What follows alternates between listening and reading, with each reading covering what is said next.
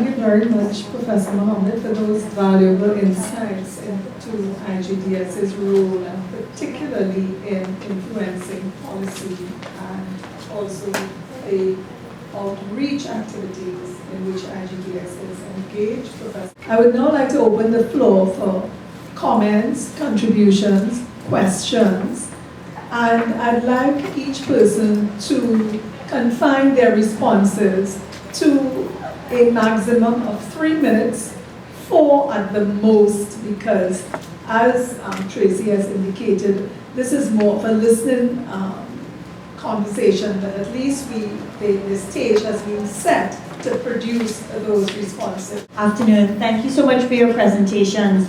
I appreciated both the sort of outlining of how solidarities are being created through the work that you're doing, as well as the multiple layers in which violence is understood. I suppose I just want to ask people, both at the table and in general, the politics, power, and gender justice research, which was in 5 countries, Trinidad, Dominica, St. Lucia, Guyana, and Jamaica, and it is available online, open access reports, looked at women's attempt to achieve gender justice, greater gender justice through the state, through various mechanisms, whether electoral quota systems or national gender policies. And what emerged out of the overall research is the resilience of masculinist resistance. Right? And I don't mean masculine, I mean masculinist, you know, by a variety of actors. And thinking about the work that you all are doing and its public reception in the society, for me, one of the challenges of dealing with violence against women in the public space is a continuing backlash discourse that continues to delegitimize violence against women under the idea that women have already won, and to insist that men's experiences of violence, primarily at the hands of women, not of men, is the primary discourse. So perhaps we could just engage in a collective conversation about how we deal, or what kinds of things we say, or what strategies we have, because in fact strategizing is necessary in the Caribbean region to even have that conversation about violence against women still. And for me, it's one of those major strategic experiments that we conduct daily, and I'm interested in putting that on the table. Can persons identify themselves for the purposes of our visitors? Identify by name and organization or institution, if relevant. Hazel, Brown. I just want to start with some provocation, in that's fashionable these days. And that is in relation to how do you all feel about the UN He for She campaign, which appears to be part of the men and boys agenda. I want to, in respect to Trinidad and Tobago, to say that the most urgent concern that we have now has to do with CEDAW. Our last CEDAW report for Trinidad and Tobago was done in 2002, and that was part of Gabriel's work as well. There's been no report since then. Report number 4, 5, and 6 are due. And we have a date in Geneva in June 2016. That means we have an opportunity to prepare a shadow report for Trinidad and Tobago to be presented that hopefully will meet with more success than the recommendations of the 2002 report.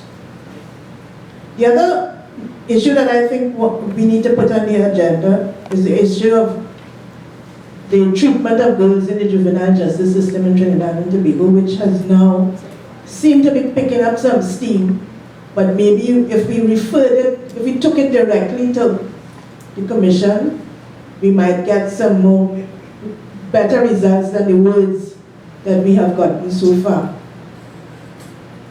I just want to put 2 other opportunities that exist. You all may have heard that in the last month, the Cabinet of Trinidad and Tobago approved the creation of a National Commission on Women and Gender Equality. So far as I'm concerned, that is the best opportunity that we will have for a long while to get the issues of women ahead of the men and boys agenda, which is on the table now. The other opportunity, well, 2 other opportunities. Election manifestos seem to be fashionable. And I think it might be possible for us to engender election manifestos of 2015 in some ways. And then there is the question of revisiting Beijing. Beijing plus 20 in September provides another opportunity for us to put the question of women's rights back on the agenda in Trinidad and Tobago. But tell us how you feel about he for she. Very much, Hazel. I don't know if any of the commissioners wish to be put on the spot on the he for she. I don't have a problem. I've said this in New York, I've said this in Geneva. I think the challenge is the campaign started off with a different intention. Unfortunately, what wasn't anticipated is in practice how it would play out. And it's added fuel and fodder to the men and boys stuff and the masculinities, the backlash, which we know.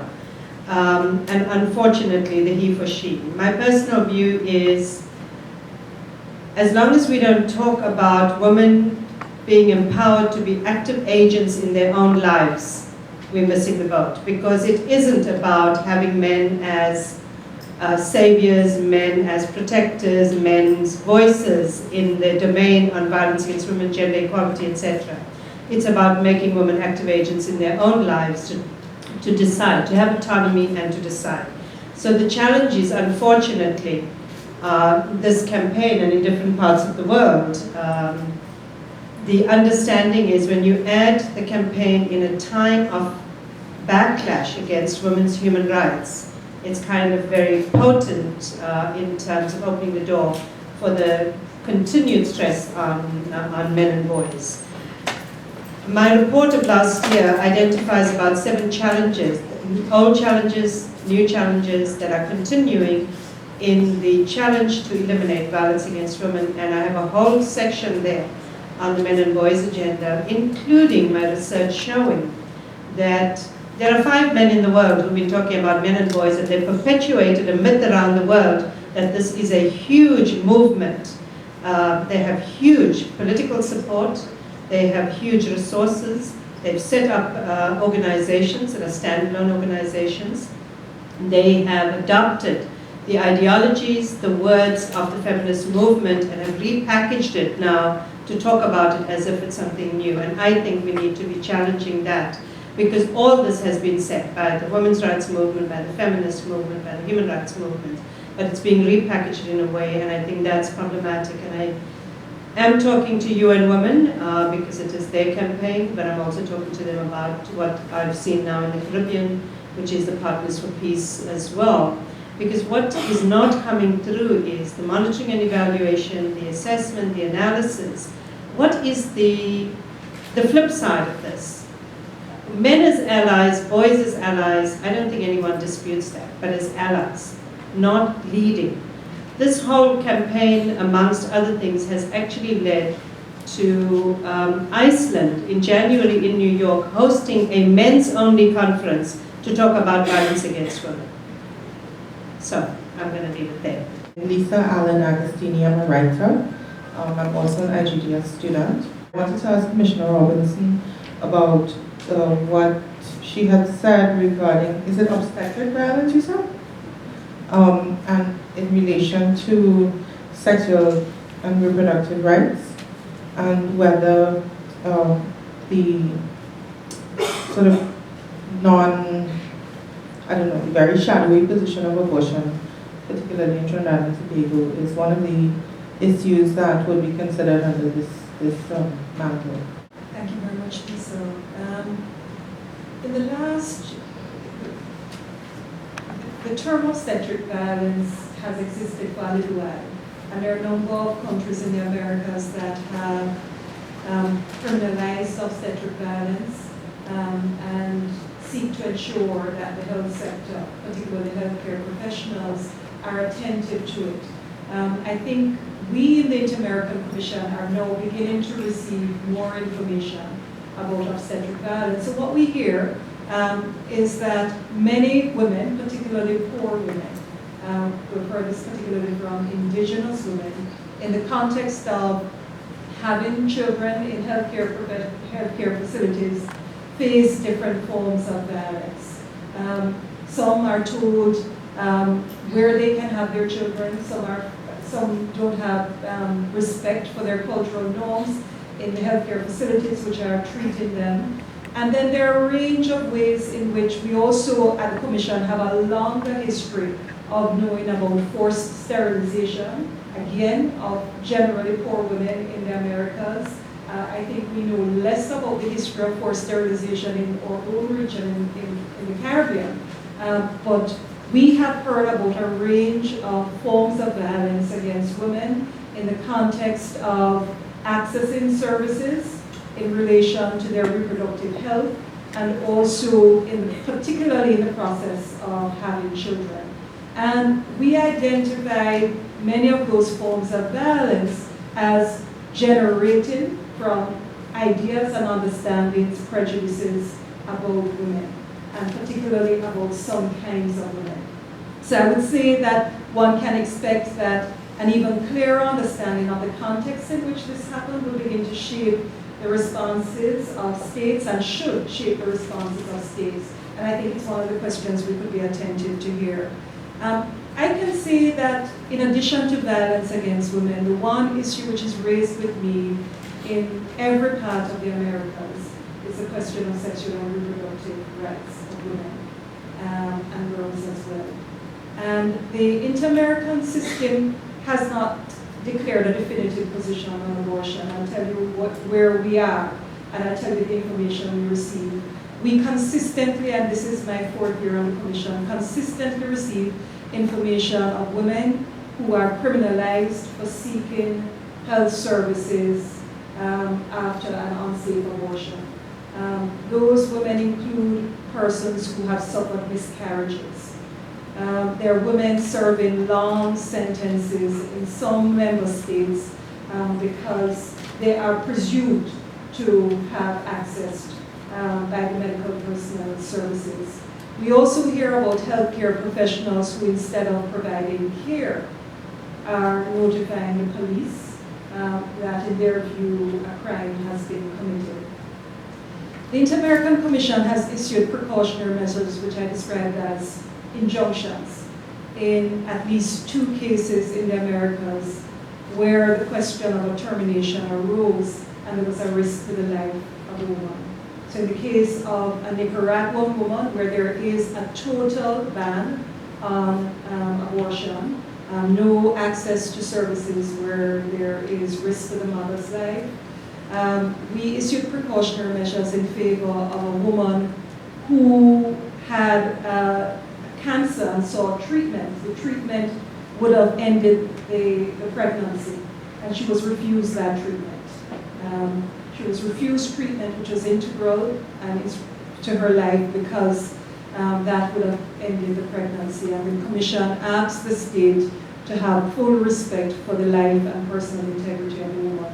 We also issued precautionary measures in the case of a woman, Beatrice, in El Salvador, another country which has a total ban on abortion, in a context where her life was also in danger. Her child had no possibility, her child was born had no brain, had no possibility of life outside the mother's womb, and the state refused access to termination. The Inter-American Commission granted precautionary measures and the Inter-American Court granted provisional measures. Those 2 cases give you a sense of how much significance this has in the region and the kinds of cases where we receive information. Invariably, women who have access to resources have more options than women who are poor and need the services of the state.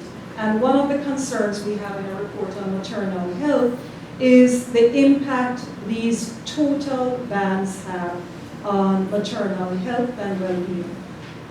And so the Commission continues to ask states to review their laws in public hearings on these issues. We have asked states to give careful regard to it. We're also aware of a recent decision by the Inter-American Court in a case from Costa Rica, which we call the in vitro case. Costa Rica had a total ban on in vitro fertilization for women. And one of the reasons they explained this ban is that the result of the procedure was that embryos would not be, some embryos would never have a chance of life. And the American Convention does guarantee our right to life, and given the language rose up in relation to conception, what's the term now? Yes, the language of Article 4. So in general from the moment of conception. And the Inter-American Court explained that that protection is incremental. That it isn't as if, one, the moment which is relevant is the moment of implantation, and after implantation until the birth of the child, it was incremental. So it wasn't that one had the same regard, yes, you're balancing interests and rights, but it wasn't as if one has the same regard before birth as one has after birth. So it was an incremental protection. So these are evolving principles, Hazel, in the inter-American system. I would say, and Rosa knows this, that as rapporteur for the rights of women, I think this is a matter which states must give their full attention to. They must engage in national debates which are meaningful, which have women's human rights at the center of them in the discussions. We understand how complicated it is. In countries where there are common law, like Trinidad and other Caribbean countries, there are common law rules which modify or nuance the law. It would be very helpful for states to clarify how they understand those rules to operate so that healthcare professionals can give full effect to the extent to which those laws facilitate services for women. Thank you very much for that, Tracey. Rosemary, Professor Antoine. Just a question really more for the specialists in the audience, maybe for the benefit of the rapporteurs for information. I'm just curious as to what is the position in relation to trafficking in persons. I don't hear much about it in Trinidad. I just came from Guyana where it's a huge problem, of course, and there's a disproportionate impact on women here. In this whole context of violence, and in Guyana it's often the case that it's indigenous women. Of course, we don't have that sort of large group in Trinidad and Tobago. I just wondered if there's any work being done with information, particularly because this issue is usually stratified by race and ethnicity. So this really is a question for more information. In 2011, well, we would know, Trinidad and Tobago introduced a very comprehensive Trafficking in Persons Act, which set up a Trafficking in Persons unit. I can't remember the name, and they are within the Ministry of National Security. And about a year ago, there were 2 cases before the courts. So the 2 cases before the courts suggest that something is working. They did indicate, however, that they are of the view that there are probably more cases, but they do a fair amount of investigation and have the necessary staff to engage in that investigation. I cannot say now how many cases are there before the courts, but as of a year ago, there were 2 cases before the court. Yes, they are getting information. As you would appreciate, it's fairly new, so I don't know how much is documented, how much is available to the public. I wanted to get back to the question about the consistent oppositioning that has happened with the growth of feminism and gender studies. And perhaps coming back to the question raised by Gabby about the rise of a masculinist discourse and Machina's point about the repackaging and the creation of a myth, another myth. And I've just finished a paper actually, which I just gave in which I looked at what I call the pathologizing of masculinity, as if masculinity is diseased and we must now put it right.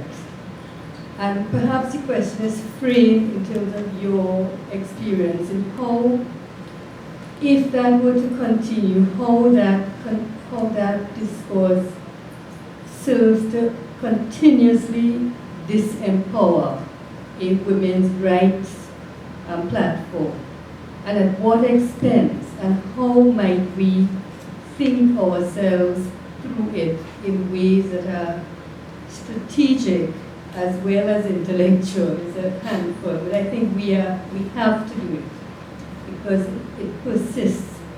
And I want to add to that, sorry if I may, that within the Caribbean space itself, that pathologizing one discourse actually fits in very nicely to the way in which the Caribbean itself has been pathologized.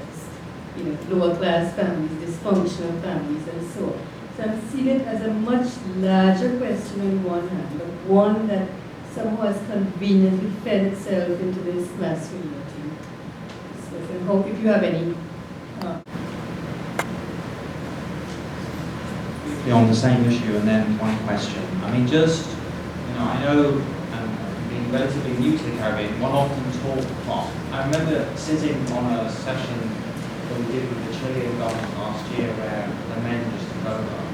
And it was a very, very awkward meeting on domestic violence.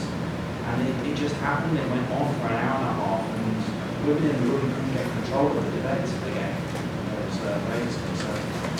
But the issue of sort of dislocated young men in the Caribbean is a real issue. Not going to university, is it? What does the data tell us?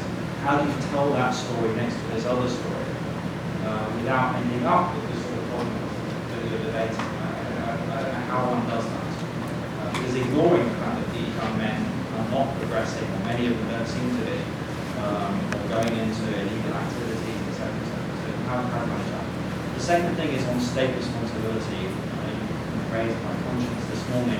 So if you just take the Ministry of Health in Trinidad and Tobago or any another Caribbean island, the issue of how do you complain, who do you complain to, how do you really have states accountability and responsibility in a context where people don't trust the state? I take the last question first. I think the move has to be towards more independent mechanisms of accountability. The practice in the Commission is not to talk about your own countries, as speak more generally. But where these questions have arisen, especially in relation to the police, the Inter-American system has generally encouraged states to introduce independent systems, complaint systems. And I think that is one initiative worth talking about more in relation to the police, but it may be possible to also introduce similar systems in relation to the health sector. I'm not sure what the best practice would be there. If we were to talk about the common wisdom in the Caribbean, has anybody tried to sue a doctor? I don't know what the position is. So even members of the legal, I mean, it's a well-known fact.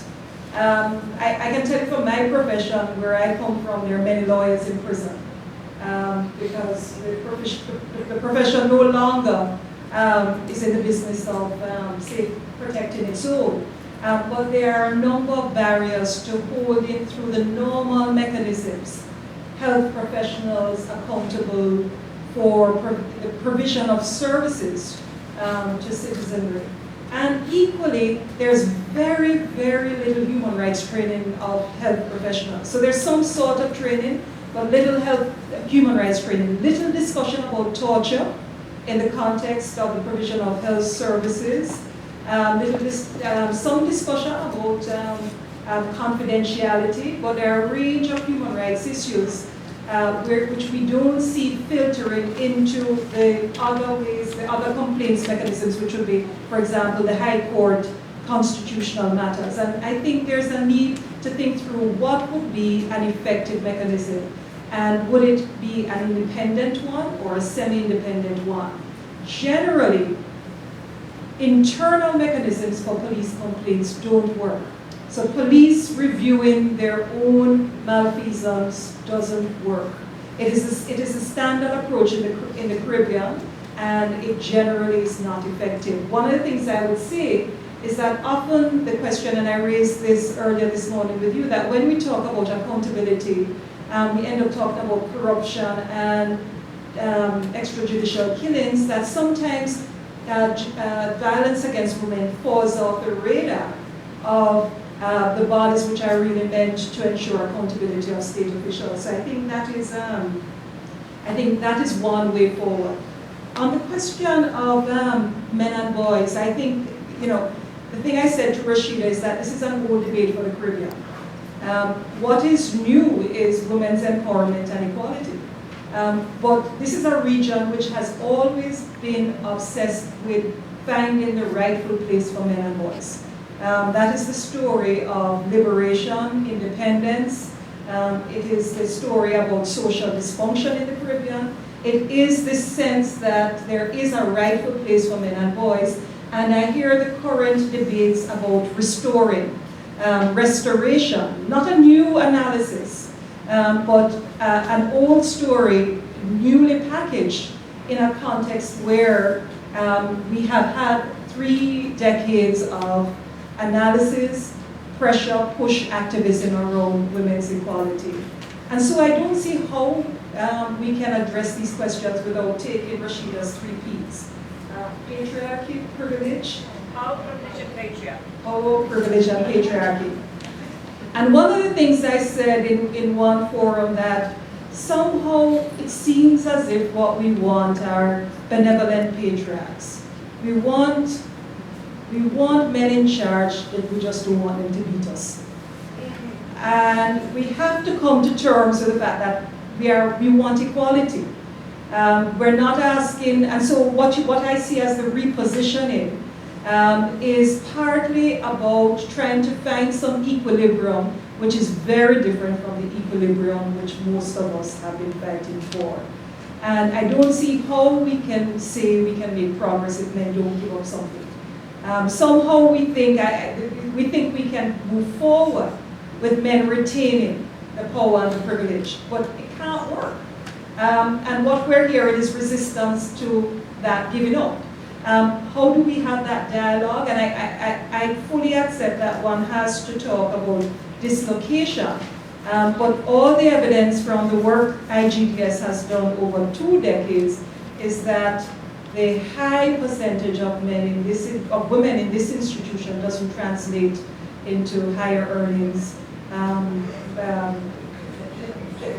jobs, there's still a glass ceiling, and it doesn't translate, it doesn't go past that level. And as a teacher in this university for 20 years, since we are the center of the debate, as a teacher in this university for a long time, we're taught in classrooms where there's 75% women, men enjoy privileges in those classrooms. So it's not the space which men occupy in places where they are minority, isn't one of powerlessness. So I think there has to be a fundamental debate about how do we understand equality. And I often am able to assess that by how we understand women's human rights in general, which is why I raise sexual and reproductive rights. Because you quickly have a better sense that the agenda we've been fighting for is not one which is fully accepted. And so I have nothing else to add except to say that we all come from histories, whether it's colonization, apartheid, oppression, discrimination, subordination. And that seems to be the lot of many women's lives still in the world. And so it infuriates me that when we start talking about it, even for 20 years, it's as if enough. We've got to move on and we go back to the old discourse. And I think the more we raise it, write about it, I raise it in my reports, I raise it at UN forums, and the more we challenge actually the work of UN agencies when they come with campaigns like He for She, asking for a more nuanced understanding and getting them to understand the consequences of certain things, including the slogan.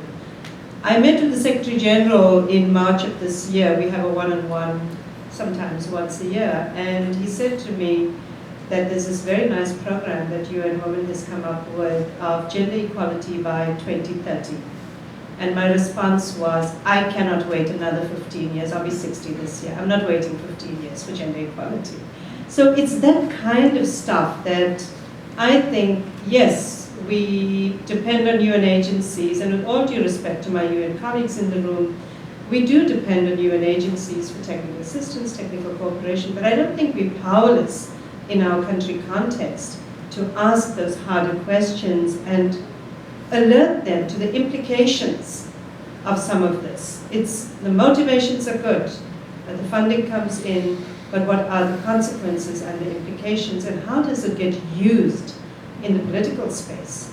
Because it's as if the UN has sanctioned it. The UN hasn't sanctioned this, but the way the portrayal is, and I think we need to open up those spaces. I think throughout the world, the women's studies, gender studies are very marginalized, made invisible, or shut down. The African Gender Institute is an example at the University of Cape Town, moved into humanities under the austerity measures and other political considerations. So we need to continue to do that. As teachers, we need to engender our curriculum in the same way that we have to talk about decolonizing our curriculums. We need to be engendering them, and that's a debate that's just taking place now at the University of Cape Town with, there's this big campaign to remove Cecil John Rhodes because he is such an icon of colonization, and he sits on our campus overlooking all of us, and he got removed a month ago. But it is about that. It's about being subversive and challenging, not only the larger institutional stuff, but also in the small spaces where we teach, where men occupy. They're 25% in your class, and it's their voice. And it does silence women, and we need to find ways as teachers to kind of address those issues on a one-on-one basis. Thank you. Are there any further comments from the floor? Thank you. Hi, Angelique Nixon, Fulbright Scholar with IGDS is here. I just had a question about, so what happens after the four-country study, and what are ways that as scholars and activists, community workers, we can support the work that you all are doing? Because I think these are such huge issues, so I'm just wondering, what do we do from here? Thanks. I'm a visiting scholar from Canada. I'm currently doing my research on domestic violence and creative identity. And while I was sitting there, I was waiting for the opportunity to hear about decolonization, the aspect around this whole idea of power, privilege, and patriarchy, because then you start talking about colonization. And this whole idea that we're socially constructed. I've been in Trinidad for the last week. And what I'm hearing a lot is the social construction that takes place around how it perpetuates the same ideologies of the past. And we haven't really addressed how power, privilege, and patriarchy continues to perpetuate the violence against women. And I really wanted to talk about it, but then you mentioned it, so I was very pleased that you started to address colonization, because I see there's a huge aspect, especially around race and the division between the races within the Caribbean countries. And it's a very important aspect for us to kind of pick up, because it still shows that we're using race to divide, and we're using colonization to continue to perpetuate an ideology that has actually been outdated for many, many years, but it keeps repeating itself in different ways and different aspects of our lives. And I think that was great that you mentioned it, so thank you very much. I'm a freelance journalist. Recently, a feminist group that I'm a part of did a poster project around the theme of stopping street harassment, which was part of an international project. And then a couple of days later, on one of the posters that said "Men don't own the streets," someone said, "But we own you in the sheets." They wrote that on the poster that we had put up. And sometimes it's not even just a masculinist movement, there's just this hostility towards women owning their sexuality. And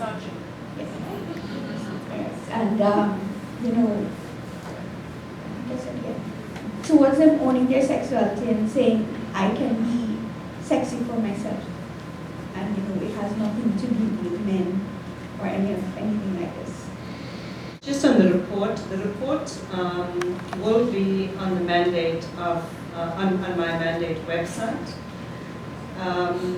hopefully it will be a resource for UN agencies in the 4 countries, because it will include recommendations, but it's going to be a public report. It's not an official report to the Human Rights Council or to the General Assembly, but I will make reference in my dialogues with both those bodies that I've been to the 4 countries.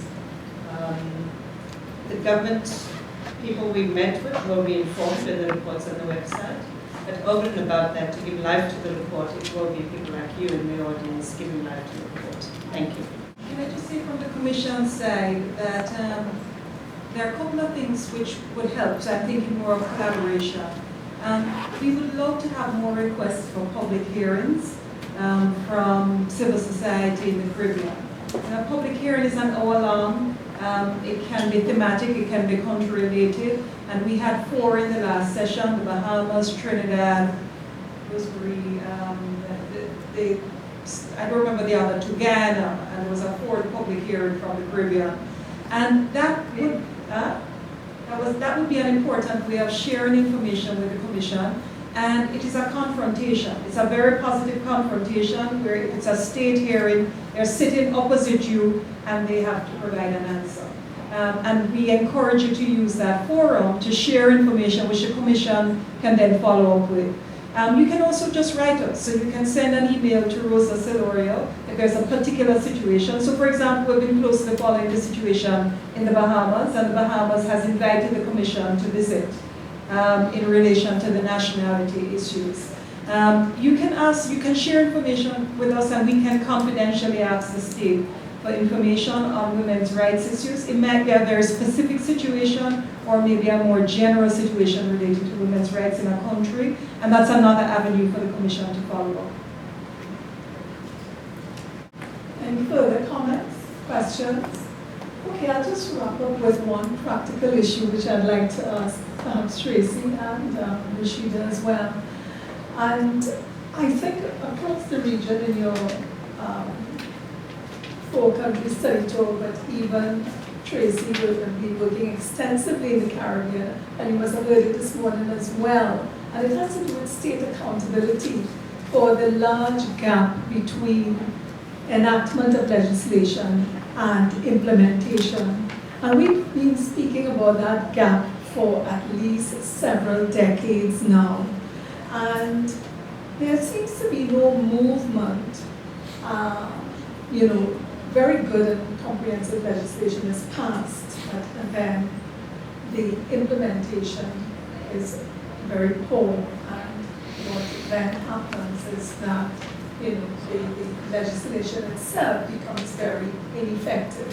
So I wondered if you had encountered in the Caribbean or elsewhere, what kind of strategies countries may have used to push states to account and to narrow the gap. I think one of the questions is immediately about resources. And so I think one important initiative is that states should indicate budget and resource allocations at the time that they're passing legislation. And I think it's important for civil society to engage with them in a discussion about that. And in some places, you have to approve the commitment of resources. And I think that's one important part of implementation. But I want to emphasize, as I did earlier, and this is true, the implementation often involves training. We've also heard about protocols. The importance of building in monitoring and evaluation. So some mechanism. So you want some institutional development. And typically in the common law systems, we pass legislation, but not necessarily legislation that strengthens institutions, which can implement and monitor and evaluate. And so we also want to be very attentive to institutional development, and that there are systems of monitoring and evaluation, and that civil society has access to the information, which is the product of the work of those institutions, and is able to say and see in some forum how many protection orders are being granted, what types of orders, how is the legislation being implemented, and then finally to emphasize that there must be a complaints mechanism which is meaningful, and the public must have information on how it is working, and the results of how that mechanism is working. And so I'd just like to wrap up now and to thank Tracey, Rashida, and Pat for their very insightful contributions, both as panelists and during the general discussion. To thank all of you for coming and for your contributions, and particularly to thank Patricia Hackett, Tanil Fanovich, and Whitney Katwaru for their really valuable contributions, and Catherine Chan, for their valuable contribution in stepping up to the plate and organizing this panel discussion in such a short period of time. So thank you, Professor Mohammed, and your staff. Thank you, Professor Antoine, for this auditorium. This is my first visit to this auditorium. And thank you again, everyone, for coming. We've had such a fruitful, enlightening discussion, and issues have been raised which we all must really grapple with, both from academia and from outside of academia, and how the two will be bridged and meet. So again, thank you. Full shakes for